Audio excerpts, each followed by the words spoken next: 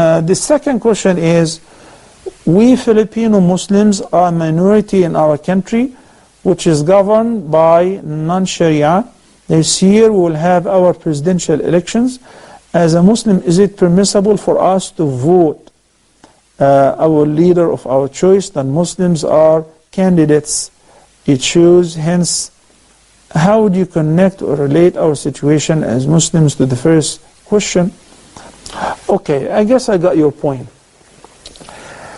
In this particular situation, which is Muslims who are living as a minority in non-Muslim societies, do they have the right, or is it permissible for them to nominate and elect nominees whom they know that by participating in this political activities, that this person who is a non-Muslim or a Muslim who is not a practicing Muslim, or even if he's a practicing Muslim, he will not be able to change the law or the constitution.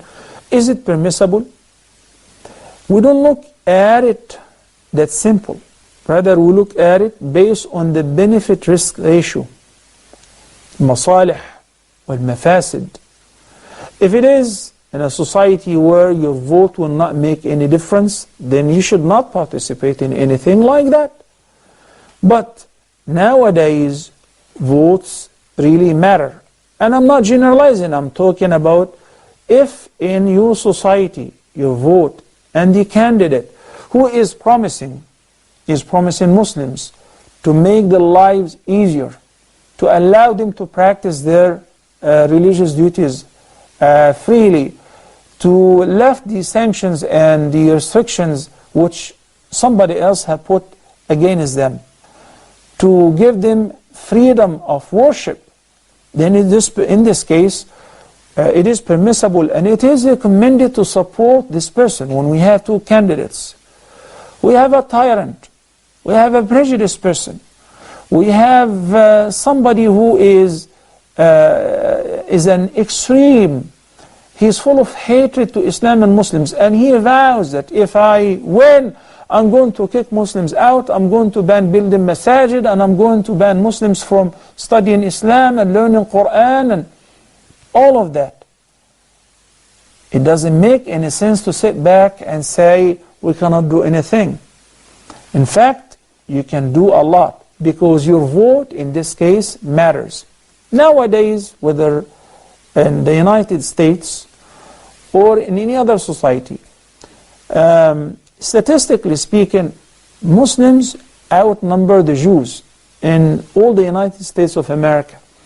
There is a candidate who is threatening, a Republican candidate, who is threatening beforehand that he is going to ban Muslims from this, he is going to crack down on masajid and on Muslims, he is going to prevent them from their basic, simple rights. He is an extremist, okay? While we have somebody else who's an open-minded, he is non-Muslim as well.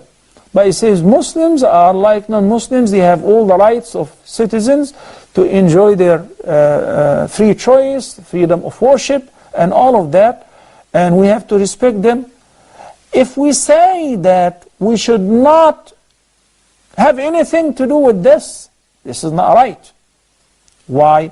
Because if an extremist were to win the election, the entire Muslim society will suffer.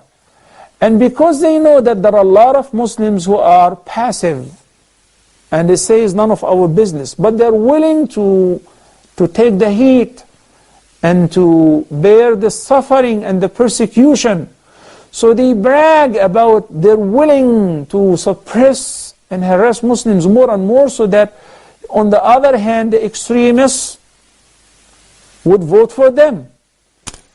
But when they know that there is 8 million Muslims who will not vote for them, and they have maybe a couple million or a similar number of their friends, of their allies, of their colleagues, of their employers, of their employees, of their students, of their teachers who have dealt with Muslims, and they know that they are absolutely great people, so they will support them in their votes. In this case, the nominees will compete with each other as who is going to serve the Muslim cause better or more. This is what politics is all about. So we do not nominate, nor elect or vote because we're obsessed with the political operation. Politics is a bunch of lies. We all know that. And politicians before winning the election are something different than after. Very few would fulfill a small percentage of their promises. But it's a matter of standing for your right. It's a matter of, here we're not choosing Amir al-Mu'mineen or a Khalifa. We don't have this choice. But is to minimize the harm, is to protect yourself against the calamities which may take place as a result of being passive. This is the view of the Fiqh Council in Mecca several years back. And many of the scholars who are very well-respected scholars, I'm just sharing with you their view. May Allah the Almighty guide us to what is best.